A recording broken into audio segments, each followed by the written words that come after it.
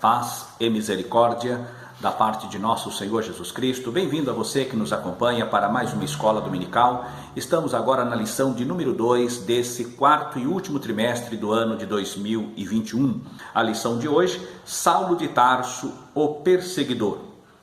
O texto áureo está no capítulo 9 e no versículo 1, que diz o seguinte: E Saulo, respirando ainda ameaças e mortes contra os discípulos do Senhor, dirigiu-se ao sumo sacerdote. A igreja, a verdade prática, a igreja é uma instituição divina que perdurará na terra até o arrebatamento, pois do contrário já teria acabado ao longo da história. Ela está de pé e continuará de pé até que o Senhor Jesus Cristo volte para arrebatá-la, como está bem escrito aqui na verdade prática. No entanto, o texto áureo, que está no capítulo 9, no versículo 1 de Atos dos Apóstolos, que fala que o apóstolo Paulo, ele respirando ameaças e morte contra os discípulos, contra a igreja e, por consequência, contra o próprio Senhor Jesus Cristo. Este é o tema da nossa lição. Primeiramente, eu quero dizer que a igreja do Senhor Jesus, quando o Senhor subiu aos céus, em Atos 1:8, que relata a sua ascensão, ele deixa claro ali: ser-me-eis testemunha, tanto. Primeiro ele começa assim: ficai na cidade até que do alto sejais revestido de poder, e ser-me-eis testemunhas, tanto em Jerusalém, como em toda a Judéia, Samaria e até aos confins da terra. Esta foi a ordem do Senhor, e Deus preparou a igreja, e a igreja começou a ser prosperada de uma forma abundante. Porém, os judeus ali de Jerusalém, eles entendiam que este novo movimento religioso era como se fosse o farisaísmo, o saducionismo, aquelas seitas judaicas, que por si só ia desaparecer. Era apenas uma seita, um movimento que acabaria por si próprio. Tanto é que foi sugerido pelo próprio Gamaliel. Gamaliel, ele disse o seguinte, que se esse movimento ele fosse dos homens, ele acabaria por si mesmo. E citou até o Judas, o Teudas, que juntou alguns e depois acabou. E ele dizia que esse movimento, essa seita, os do caminho, os nazarenos, a seita dos nazarenos, elas poderiam também, se fosse um movimento de homem, acabaria como os demais acabaram. Mas aí ele faz uma advertência: agora, se esta obra for de Deus, não podeis destruí-la, além de ser achados combatendo contra o próprio Deus. Gamaliel fez esta advertência à liderança do movimento contra o cristianismo. Mas o Senhor permitiu esta afronta, este ataque, esta violência contra a igreja, justamente para que a igreja saísse de Jerusalém. Se não houvesse este movimento, a igreja ficaria restrita ao povo judeu, como eles próprios, os próprios apóstolos, a princípio acreditavam assim, que era exclusiva para o povo judeu. Tanto é que no capítulo 10, quando Cornélio é visitado pelo anjo e é mandado chamar Pedro na casa de Simão, se ele tem aquela visão que desce aquele lençol com animais, répteis, quadrúpedes, animais imundos, e uma voz que lhe dizia: Pedro, mata e come. Ele disse: Senhor, mas nunca entrou na minha boca coisa comum ou imunda. E a resposta do céu: não faças tu comum e imundo aquilo que Deus santificou. Então, e quando aqueles homens chegam, o Espírito Santo fala com Pedro: pode descer e ir com eles. Então ele foi de boa mente, no dia seguinte foi até Cornélio, e lá ele começou a falar sobre Jesus. E quando ele começa a falar sobre Jesus, sobre a salvação em Cristo, o Senhor Jesus batiza os gentios com o Espírito Santo. Podemos dizer que em Atos 2 foi o nascimento oficial da igreja entre os judeus, porque o Senhor Jesus veio dos judeus. Então nasceu ali a igreja. Porém, a igreja gentílica, ela nasce lá em Atos 10, na casa de Cornélio, a igreja gentílica. E assim nós vemos que Pedro, após o batismo com o Espírito Santo, aquelas pessoas profetizando, ele então batizou em águas. E ele teve que se explicar em Jerusalém. Ele disse: como poderia eu recusar as águas àqueles que, assim como nós no princípio, falaram em outras línguas e profetizavam? E assim os demais discípulos entenderam que a graça do Senhor Jesus não era exclusivista, mas era abrangente a todas as nações. Mas voltemos aqui para a questão de Paulo, de Saulo de Tarso. E aqui nós encontramos que ele cuidava, que estava prestando um serviço a Deus. Mas o que nos chama a atenção é no versículo 9, no texto áureo, que diz que ele respirava ameaças e morte. O que mostra isso? Mostra esse texto uma fúria, mostra nesse texto um homem bruto, um homem enfurecido, uma fera selvagem enfurecida. Porque a fera selvagem, ela existe um momento que ela está relaxada, que ela não está irada, então ela continua selvagem, continua perigosa, mas não é tão ameaçadora quando esta fera selvagem está enfurecida. No caso, Paulo era uma fera selvagem enfurecida contra a igreja. E por que este enfurecimento de Paulo? Como vamos entender? Porque o Senhor Jesus, ele diz lá em João, no capítulo 16, dizendo o seguinte: aqueles que vos levarão diante dos reis, levarão diante das sinagogas, os arrastarão das sinagogas, os matarão e cuidarão, que estarão fazendo um serviço a Deus. O Senhor Jesus havia dito, e agora os apóstolos, os discípulos estavam passando por isso, que estavam sendo presos por alguém que achava que estava prestando um serviço a Deus. Quando nós olhamos em Deuteronômio, capítulo 21, e no versículo 22 e 23, nós vamos encontrar o seguinte: quando também em alguém houver pecado digno de juízo de morte, e for morto, e o pendurarem no madeiro, o seu cadáver não permanecerá no madeiro, mas certamente o enterrarás no mesmo dia, porquanto o pendurado é maldito de Deus. Assim não contaminarás a sua terra, que o Senhor teu Deus te dá em herança. E agora Paulo ouvia, ele sabia da história do Senhor Jesus, que este profeta da Galileia, esse profeta de Nazaré, havia sido crucificado, morto, pendurado no madeiro. Ele foi tirado do madeiro e sepultado no mesmo dia. No mesmo dia, não passou a noite pendurado no madeiro.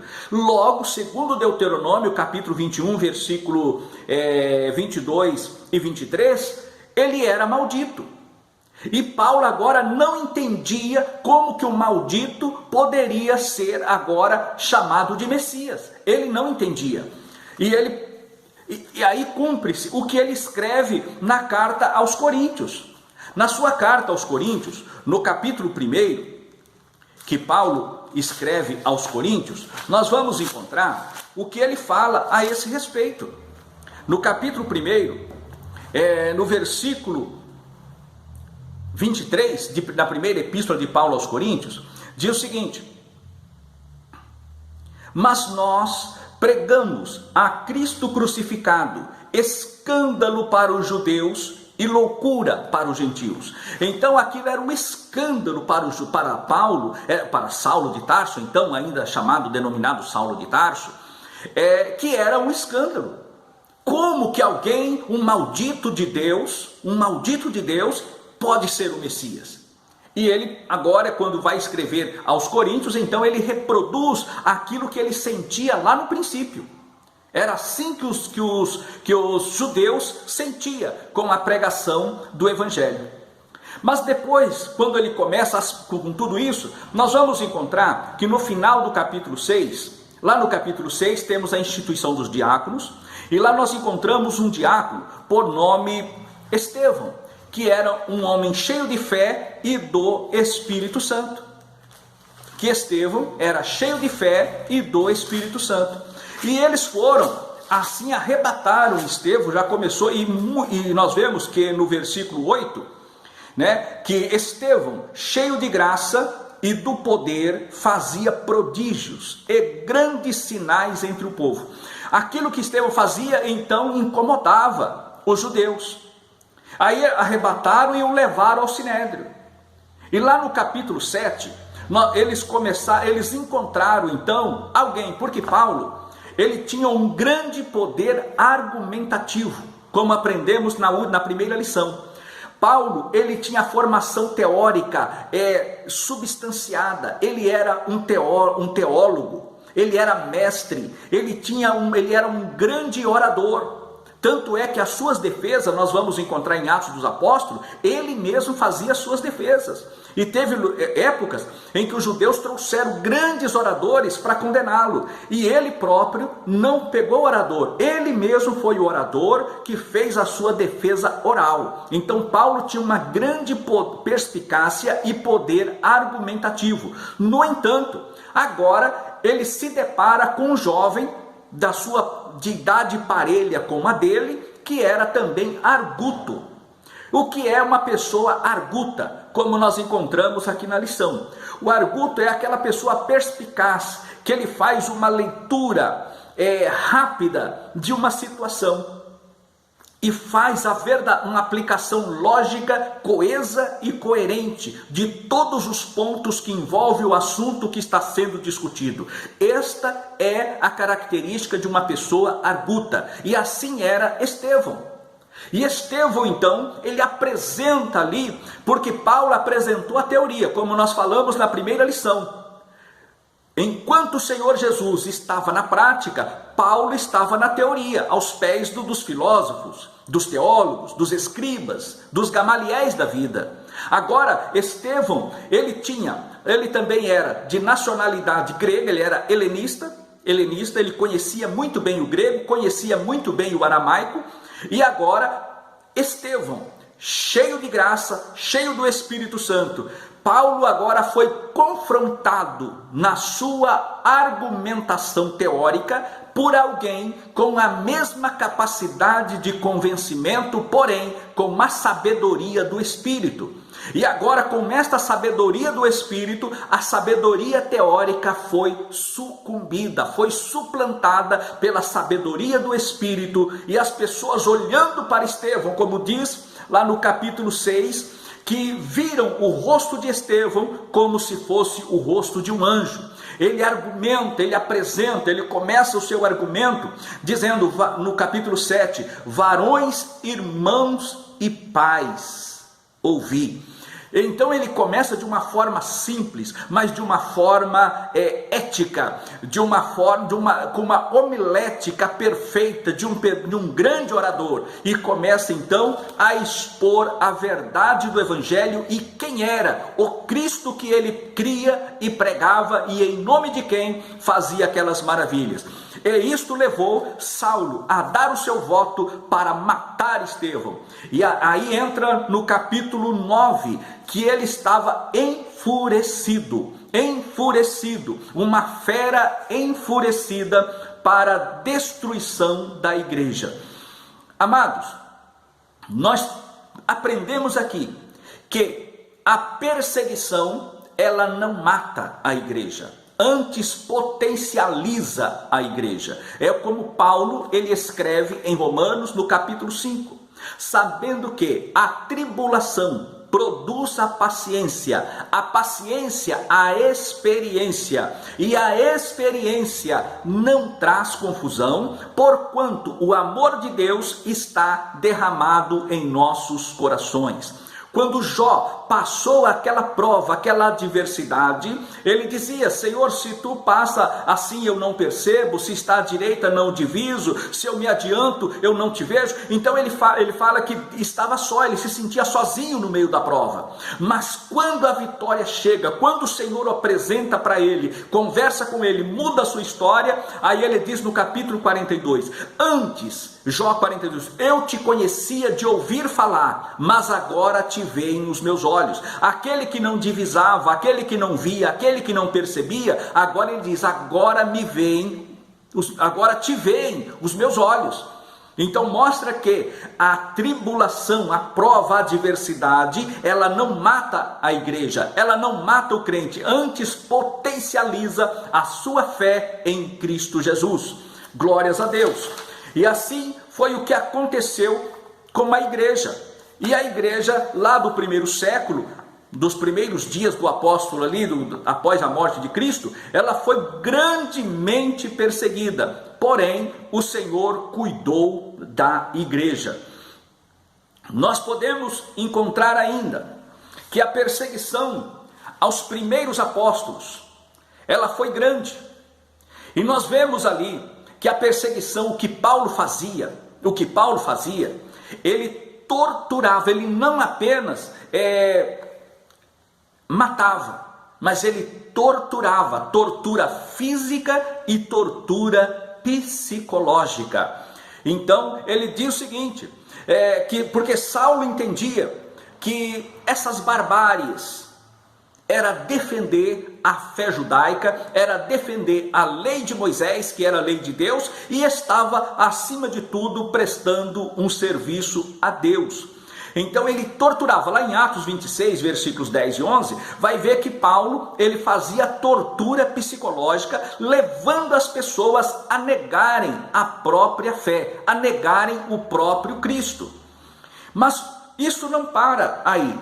Nós podemos ver que essas perseguições, quando falamos, agora em 2021, no dia 30 de maio deste ano 2021, foi chamado o DIP, o Dia da Igreja Perseguida, que é um movimento que foi criado nos anos 80 pelo missionário Irmão André, o contrabandista, que escreveu aquele livro, O Contrabandista de Deus, conhecido por todos. Irmão André, ele comandou a missão Portas Abertas, e até hoje nós vamos encontrar nas missões Portas Abertas o grau da perseguição à igreja do Senhor Jesus. A igreja é perseguida ainda hoje. A igreja é terrivelmente perseguida no mundo. E onde há a maior perseguição da igreja? Onde existem religiões únicas, como o hinduísmo e principalmente o islamismo. Os 10 maiores perseguição da igreja está contido hoje entre islamismo, que são o maior número de nações, é o islamismo, o hinduísmo e também os jucheísmo. O juche. O que é o juche? É uma palavra que parece estranha aos nossos ouvidos. Mas aqui no Brasil, eu quero falar da igreja perseguida no Brasil. A igreja é perseguida no Brasil não é de agora. A igreja foi perseguida no Brasil desde o princípio, lá no século XVI, logo após o descobrimento do Brasil. Jean de Boles, ele foi torturado e assassinado. Ele foi torturado e assassinado lá na Baía de Guanabara por Padre José de Anchieta. Eles, juntamente com outros lá, mataram, em nome da Inquisição, de estar prestando um serviço a Deus, mataram Jean de Boles. Além de outros, foram mortos pela Inquisição aqui no Brasil. Nós podemos ver outros nomes, que foram mortos. Mas o que nós podemos entender da igreja de hoje, dessa ideia, dessa ideologia juche? O que é isso?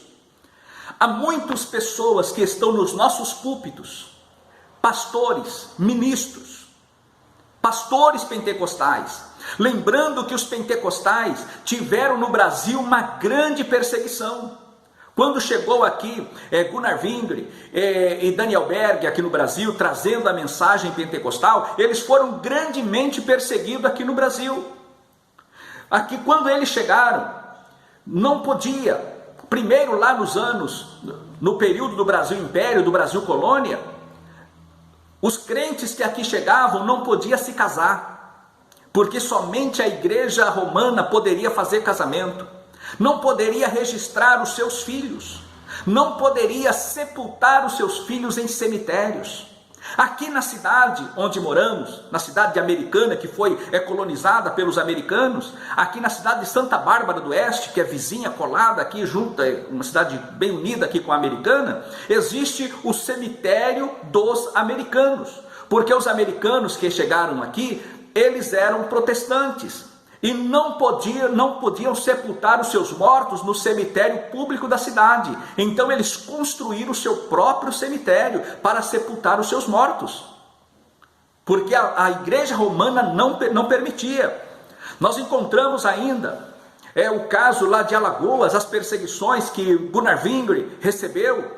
E quando a sua filha, ela falece, ele não pôde lá em Maceió sepultar a sua filha. Ele teve que foi para o cemitério, não podia sepultar. Ele teve que descer para o interior, procurar um local para poder sepultar a sua filha. E ele chegando em casa, angustiado, ele dizia: meu Deus, eu deixei tudo, deixei a Suécia, deixei os Estados Unidos, deixei tudo. Deixei a vida de prosperidade, o meu sonho de prosperidade para fazer a tua obra, e agora eu não posso sepultar a minha filha, Senhor. Aqui nesta nação eu não posso sepultar. Mas aí Frida Wingre, ela então escreve o hino 126. Os mais belos hinos e poesias foram escritos em tribulação. Quando as esperanças desvanecem, as dos céus começam a brotar. A história do hino 126, naquele momento de angústia, Frida Wingre, que era mais que uma esposa de pastor, mais que uma missionária, uma verdadeira pastora, ela escreveu muitos hinos da harpa cristã. Mais do que ela, apenas Paulo Leivas Macalão escreveu mais hinos do que ela. Ela traduzia e ela foi uma das grandes ali mentoras da nossa harpa cristã. Frida Wingre escreve o hino 126 nessa hora da tribulação. Mas isso ainda não é tudo. O Brasil, muitos não estão atentando para isso. O Brasil está contaminado pela filosofia Juche. Agora, no dia 4 de junho de 2021, foi comemorado os 10 anos da criação da Jornada pela Liberdade, da terceira Jornada pela Liberdade, que é um movimento comunista que está mais forte do que nunca. E esse pensamento, essa ideia comunista está nos nossos tribunais superiores, no TSE, no STF, no STJ, está nos TRFs do Brasil todo, está nos nossos TJs. Essas pessoas estão lá infiltradas no judiciário, estão infiltradas nos partidos políticos, trazendo essa ideologia, e essa ideologia já começa a surtir efeito com perseguições, saindo agora impondo condições para a igreja se reunir para adorar a Deus, impondo condições e proibindo o evangelho entre determinadas categorias de pessoas. O Brasil já está sofrendo esta perseguição. A igreja perseguida, o Brasil começa a sentir as primeiras flechadas da perseguição do século 21 de uma forma mais acentuada e perceptível. A igreja do Senhor precisa acordar enquanto é tempo, porque nós já estamos no meio de uma perseguição religiosa camuflada. Logo a cortina vai sair, o pano será tirado, o véu será tirado, e será tarde demais quando a igreja despertar. É hora de despertarmos, porque a perseguição já é começada no Brasil. Mas saiba de uma coisa: Deus, no meio da perseguição, Deus não mata, Deus não deixa a igreja morrer, não deixa a igreja ser destruída, antes a potencializa. Tanto é que o sinal de bênção que nós encontramos na Bíblia, tanto em Joel quanto em Deuteronômio, em várias passagens que o Senhor fala sobre prosperidade, em Êxodo também, o Senhor fala do trigo, fala do vinho e fala do azeite. Todos esses, para produzir o vinho é sinal da alegria, o trigo fala da palavra, da farinha da palavra. Nós vemos também que o azeite fala da unção do Espírito Santo. E todos eles, para passar, a uva tem que ser esmagada, o grão da oliveira, do fruto da oliveira tem que ser esmagado para produzir azeite, e o trigo tem que ser triturado para virar farinha. Deus tira proveito das perseguições, mas é hora da igreja estar atenta, porque essas perseguições do primeiro século, ela se repetirá com grande intensidade nos momentos que antecede o arrebatamento da igreja. Assim como foi no princípio, será no final. Que Deus nos guarde e nos conserve até que o Senhor Jesus Cristo volte. Amém.